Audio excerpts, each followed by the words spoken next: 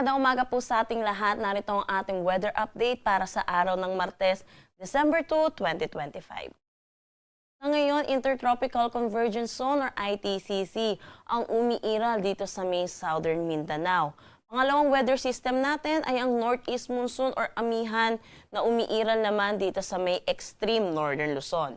Para naman sa nalalabing bahagi ng ating bansa, localized thunderstorm ang inaasahan natin na magdadala ng mga panandaliang buhos ng mga pag-ulan lalo na sa hapon at sa gabi. Meron tayong minomonitor na low pressure area dito sa labas ng ating Philippine Area of Responsibility. Ito ay huling namataan sa layong 1,280 kilometers east ng Eastern Visayas. Sa ngayon po, mataas na yung tsansa neto na maging isang ganap na bagyo within the next 24 to 48 hours at once na pumasok ng ating PAR bilang bagyo, papangalanan po natin itong Wilma.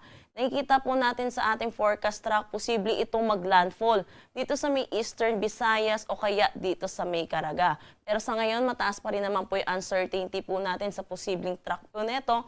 Pero iba yung pag-iingat na rin po para sa ating mga kababayan, lalo na dito sa eastern section ng ating bansa, particular Bicol Region, Eastern Visayas, pati na rin sa Mindanao, dahil inaasahan natin as early as Friday, posible na tayong makaranas ng mga pag-ulan towards the weekend po natin. At sa nakikita nga po din, yung posibleng pag-landfall po nito, yun po, pag nag-landfall po siya, tatawid po ulit ito ng Kabisayaan po nakikita po natin ulit. So inaasahan pa rin po natin yung mga naapektuhan po ng mga na bagyo po natin ay makakaranas po muli ng mga pag-ulan. So ugaliin po natin i-check ang mga nilalabas na updates ng Pag-asa at ugaliin po natin ugnayan sa ating mga local government units hinggil sa mga posibleng paghahanda or paglikas na kailangan po nating gawin.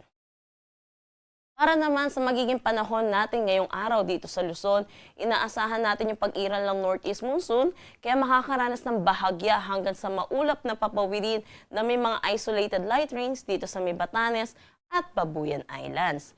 Para naman dito sa Metro Manila at nalalabing bahagi ng Luzon, inaasahan naman natin ang maaliwalas na panahon pero asahan din natin yung init at alinsangan lalo na sa tanghali hanggang hapon na may mataas na tsansa ng mga panandaliang buhos ng pag-ulan lalo na sa hapon at sa gabi. Dulot po ito ng mga localized thunderstorms. So ugaliin po natin i-check ang social media pages ng Pag-asa hinggil sa nilalabas natin mga thunderstorm advisory.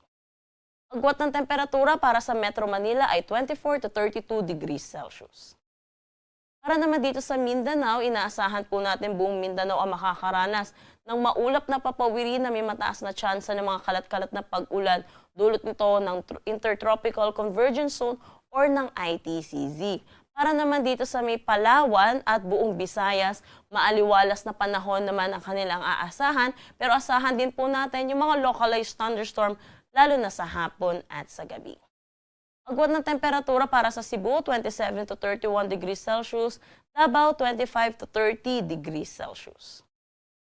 Wala naman tayong nakataas na anumang gale warning sa anumang seaboards ng ating bansa, pero inaasahan po natin sa mga susunod na araw, makakaranas po tayo ng bugso netong Northeast Monsoon. So posible po tayo magtaas ng gale warning lalo na dito sa may Batanes, Babuyan Islands, Cagayan, pati na rin dito sa may Ilocos Norte. So iba yung pag-iingat din po sa ating mga kababayan na mangingisda at may mga sasakyan maliit pandagat. Ugaliin po natin i-check yung mga nilalabas po nating updates hinggil po sa dito sa gale warning.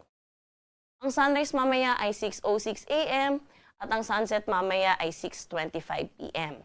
Para sa karagdagang impormasyon, bisitahin ang aming mga social media pages at ang aming website pag-asa.dost.gov.ph. At yan po muna ang latest dito sa Pag-asa Weather Forecasting Center. Chanel Dominguez po at magandang umaga.